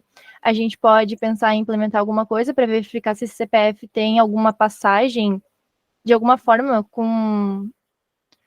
que já violentou animais, acessar de alguma forma isso, para tentar ter uma verificação, mas a gente não chegou a se aprofundar em como fazer essa validação. Eu acho que não é só isso, né? Eu acho que não é só o CPF, né? Você também tem que identificar a pessoa, ver se realmente ela não pegou o número de um CPF de outra pessoa que seja uma pessoa de boa índole, que não tenha passagem criminal. Então, assim, eu entendo que a ideia de vocês ela é muito boa no sentido da intenção, mas eu consegui, pelo pouco que eu entendi, perceber que existem muitos riscos relacionados a ela, né? A gente tem que contar muito com a boa vontade dos outros, mas a gente sabe que nem sempre a gente pode estar suscetível a golpes, né, por meio desse tipo de aplicativos, como a gente já conhece, por exemplo, aplicativos de venda, como o OLX, que as pessoas vivem sofrendo golpes. Então, eu sugeriria a vocês que amadurecessem um pouco mais essa ideia nesse sentido, né? E até pensando naquilo que como eu coloquei inicialmente ali para vocês, ter parceiros, né? ONGs parceiras que façam essa rastreabilidade inicial, que seja um ponto de concentração, né? Para gerar menos riscos às pessoas que estão colocando os dados ali no sistema. A outra questão que eu queria perguntar para vocês é se vocês pretendem ter uma rastreabilidade, um histórico desse animal nesse sistema. Por exemplo, a pessoa cadastrou, tem os dados do animal. Se ele passou por maus tratos e ele entrou no sistema novamente, como é que vocês vão identificar se ele já está ali novamente?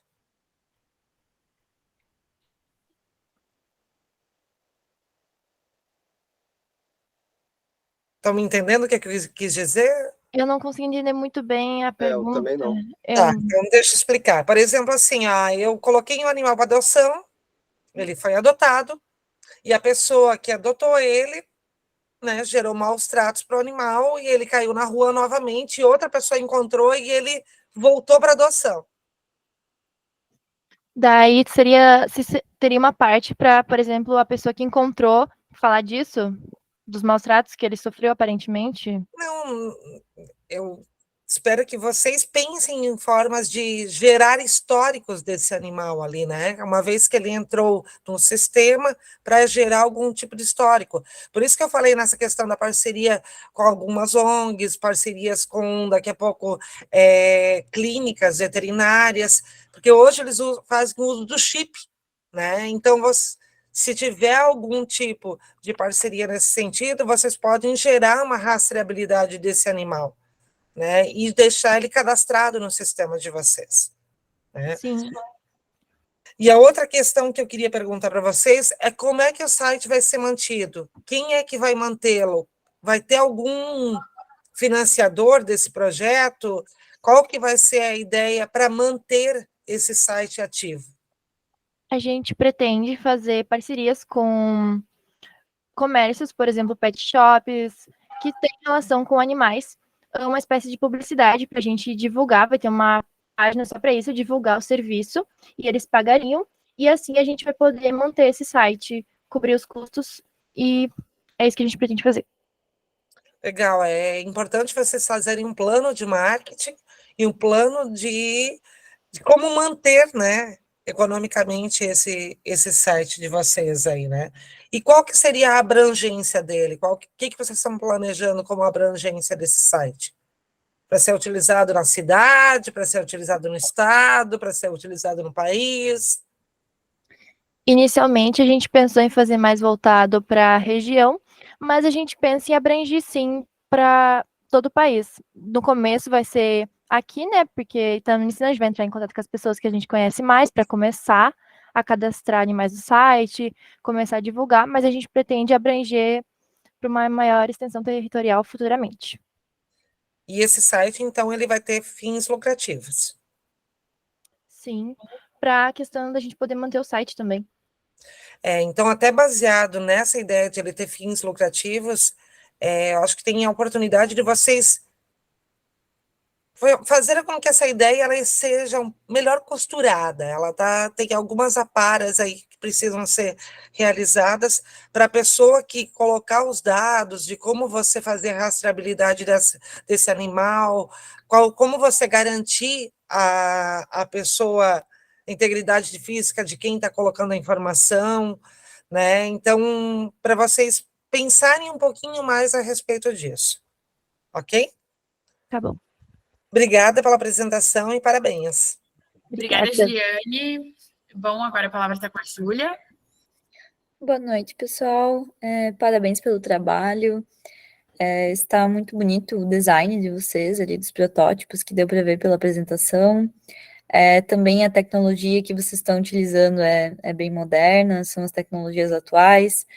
Parabéns também pelos diagramas de caso de uso e IRM, né, que realmente é muito importante ter essa parte como base, né, antes de a gente começar a desenvolver, porque senão realmente as coisas vão dar errado mais para frente, né.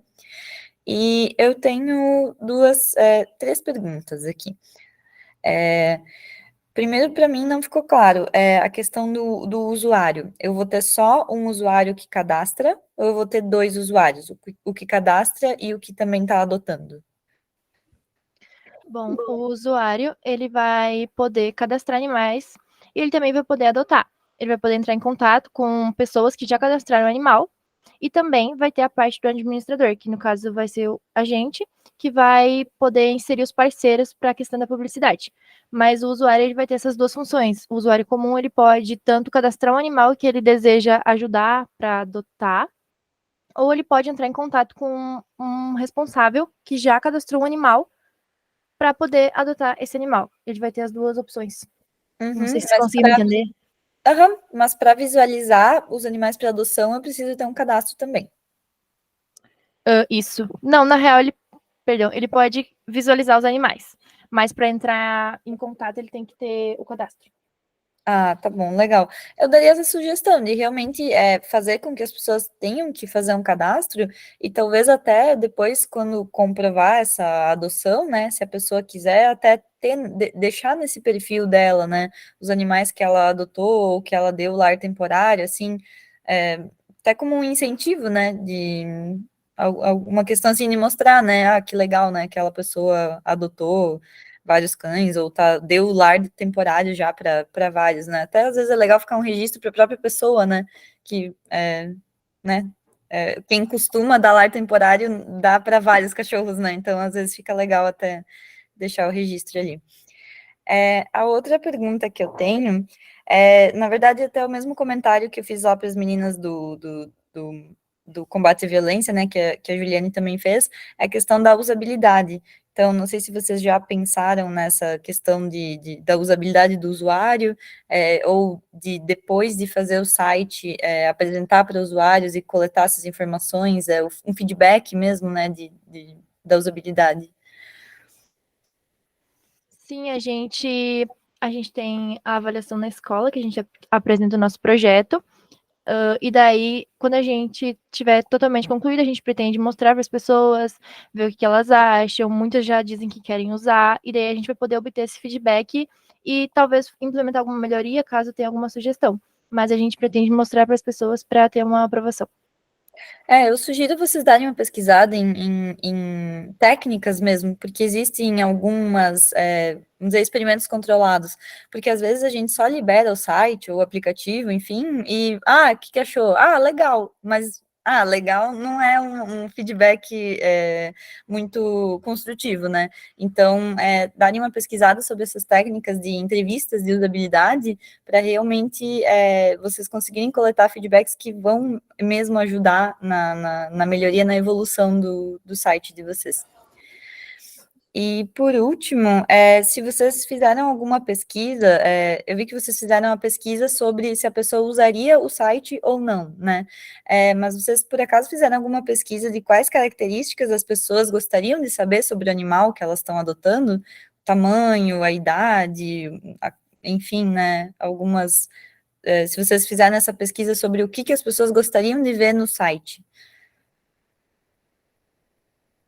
Sobre isso aí das características, a gente não chegou a fazer nenhuma pesquisa, porém no site a gente vai ter uma própria filtragem, que a pessoa poder entrar na pesquisa sobre aquele animal, vai poder fazer uma filtragem, querendo saber, sei lá, eu quero ver animais de certa idade, ou de tal tamanho, tal espécie, e que é isso.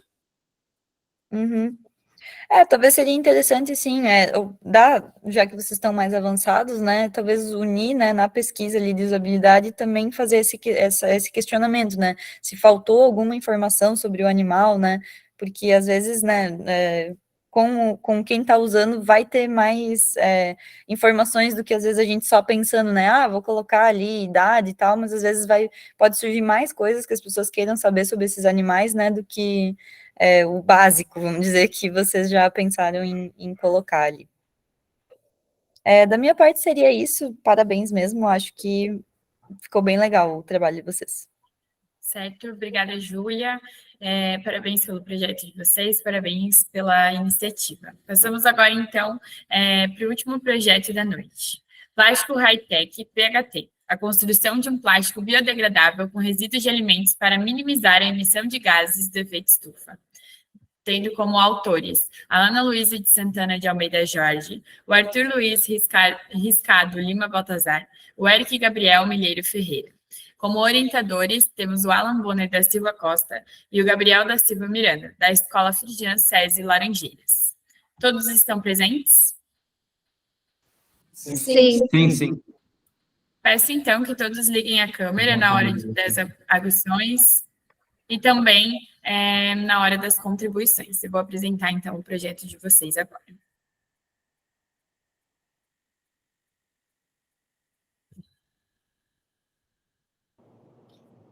Olá, eu sou Ana Luísa Santana. Eu sou Arthur Luiz. E eu sou Eric Ferreira. E hoje vamos apresentar o Plástico High-Tech, PHT, uma nova solução de um plástico biodegradável.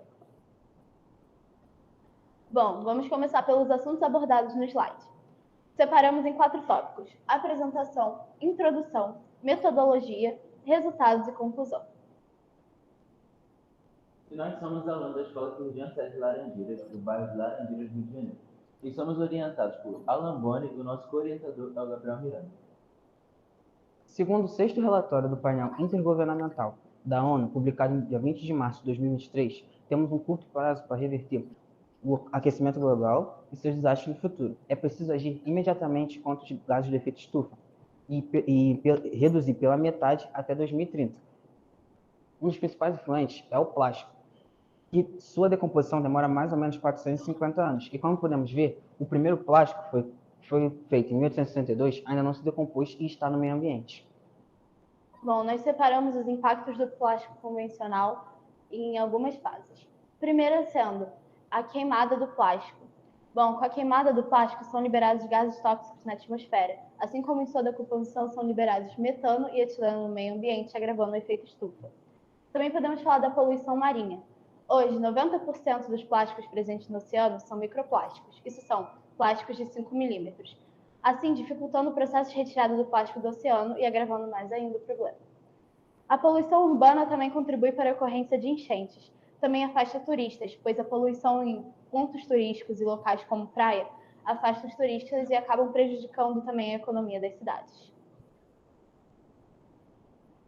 Para solucionar essa problemática, a equipe se reuniu e refletiu sobre quais maneiras a gente poderia reverter os impactos do plástico sobre o meio ambiente. Com isso, desenvolvemos o PHT, o nosso plástico biodegradável. O mesmo tem como matéria-prima, além dos componentes de laboratório, compostos orgânicos, sendo encontrados em hortifrutis e feiras. Esses alimentos são ricos em amido, celulose e também suco cítrico.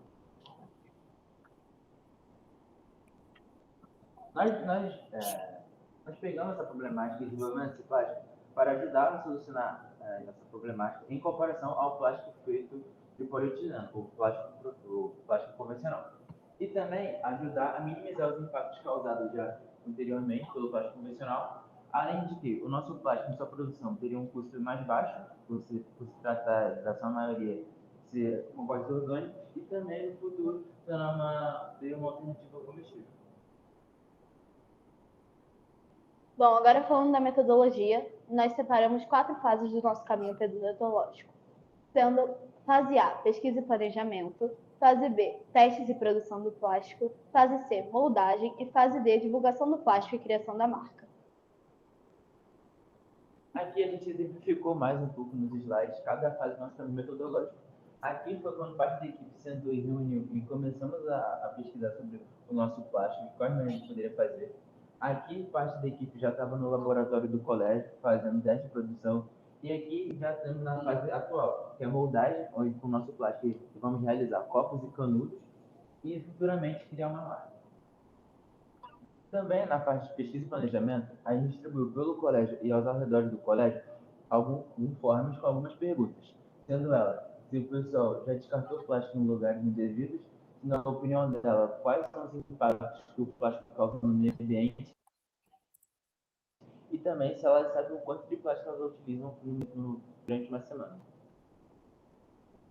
Na metodologia, nós separamos 2 controles, sendo um controle de amido e vinagre, publicado em 2022 por Monteiro, tendo como proporção 6% de glicerina, 8% de vinagre, 12% de amido e 74% de água destilada, e um controle de amido sem vinagre, publicado em 2020 por Silva e seus colaboradores, 30% de glicerina, 4% de amido, 66% de água destilada. A partir desses controles, nós criamos os nossos próprios experimentos. Sendo ele feito de mix de alimentos, nós extraímos o amido de uma junção de alimentos, sendo esses abóboras, inhame, batata. Então, temos 4% desse amido extraído, 30% de glicerina, 66% de água destilada. E também fizemos um de suco cítrico, tendo nele 6% de glicerina, 8% de ácido cítrico, 12% de amido e 74% de água destilada. Agora nós iremos mostrar como é o processo da elaboração do nosso plástico. Primeiro vamos pegar o amido dissolvido em água destilada e adicionar à panela. Após isso, vamos adicionar a glicerina.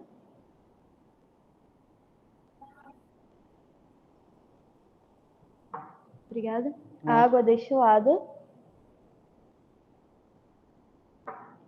E no nosso plástico, nós usamos o suco cítrico, que é extraído o ácido cítrico dele, para substituirmos o vinagre. Nesse momento, estaremos usando vinagre.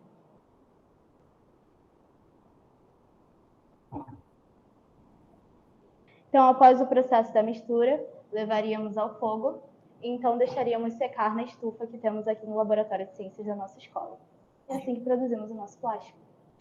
Aqui podemos conferir os procedimentos, onde estamos descascando os alimentos para a extração do amido, aqui estamos extraindo o suco cítrico, aqui estamos produzindo o nosso plástico e o resultado final dele. Bom, como colaboradores, tivemos a Tamires Custódio, mestranda, que nos auxiliou em toda a produção do plástico, onde pegamos alguns alimentos para fazer o nosso amido. Foi uma feira localizada perto da nossa escola, em Laranjeiras. Aqui somos nós pegando um pouco desses alimentos que estavam na nossa sacola e o plástico finalizado.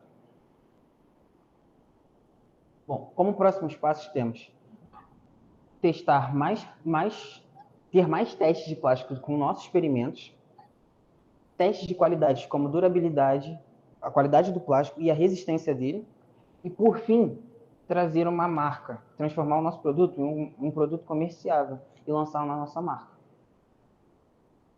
Agradecemos pela sua atenção. Tchau. Tchau. Certo, parabéns pela apresentação. Eu passo, então, agora a palavra para vocês fazerem as suas contribuições.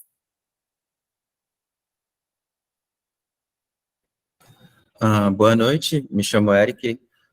A gente gostaria de explicar também cada componente que foi utilizado dentro da nossa receita, nosso projeto. Começando pela água destilada, ela serve como um solvente também, um reagente para poder lubrificar ali no processo do PHT. A glicerina tem características semelhantes à água destilada no nosso projeto, mas ela também ajuda no aspecto mais visual e no aspecto de pegada mesmo de plástico. O ácido acético, né, o vinagre que a gente utilizou no nosso projeto, serve como um catalisador para poder acelerar o processo da formação, né, do nosso plástico. E o amido, sendo o principal nutriente que nós utilizamos. Ele foi resgatado nos alimentos, sendo como uma matéria-prima primordial para ele. Boa noite, eu sou Ana Luísa de Santana e eu queria falar do custo do projeto. Bom, para realizarmos os nossos testes, nós tivemos apoio de feirantes que habitam perto da nossa escola. Eles doaram todos os alimentos que usamos para a extração do amido, então não tivemos custo com essa parte. Nós também usamos água destilada, que o litro seria R$ 3,00, a glicerina, que custaria R$ 6,00, e, por último, o ácido acético, que custaria R$ 3,00. Assim, para todas as nossas testagens, custamos em torno de R$ 12,00. Seria isso? Certo, eu passo agora, então, a palavra para a banca. Juliane.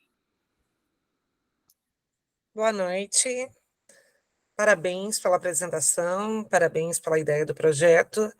É bem interessante e principalmente essa questão da responsabilidade ambiental, né? Que bom verem jovens como vocês, tão jovens já preocupados com o destino do mundo, né? Então é isso aí, parabéns. Em relação ao projeto, eu gostaria de verificar com vocês se vocês fizeram uma pesquisa de anterioridade. Vocês verificaram se já existe essa ideia em algum outro lugar, se alguém já aplicou. Vocês chegaram a realizar?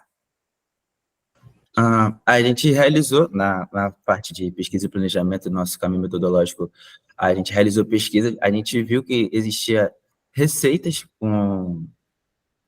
de plásticos biodegradáveis, porém muitas delas era inacessível, custando muito caro, ou até mesmo feitas apenas por parte de experiências escolares, ou até mesmo para trabalhos de faculdade. Nada voltado muito para o meio comercial, também com uma proposta que a gente traz no nosso projeto. Muito bom. Nós também temos a alternativa sustentável, que é o nosso ponto principal nesse projeto. Então, esse é o nosso diferencial. Uhum. E a ideia de vocês é vender esse projeto para que empresas que já fazem uso do desenvolvimento de materiais por meio de matéria-prima, que é o plástico, para que elas apliquem, ou seja, vender a fórmula, ou vocês têm a ideia de criar alguma empresa que desenvolva esse tipo de material com base sustentável?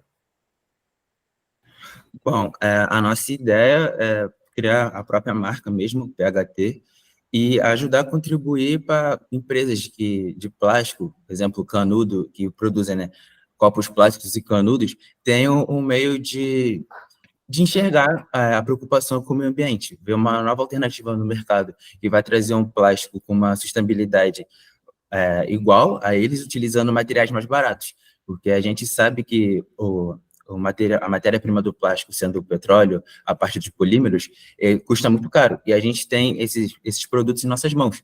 Por exemplo, o vinagre, os próprios alimentos, sendo inhame, batata, até mesmo banana rica em celulose, a gente tem esses produtos nas nossas mãos. Muitas das vezes, em casa, a gente descarta esses materiais, então não faz sentido você utilizar para produzir algo que você vai comercializar depois, sendo muito caro. A gente tem uma alternativa sustentável e barata. Então, a nossa ideia é trazer mais uma alternativa criando nossa empresa.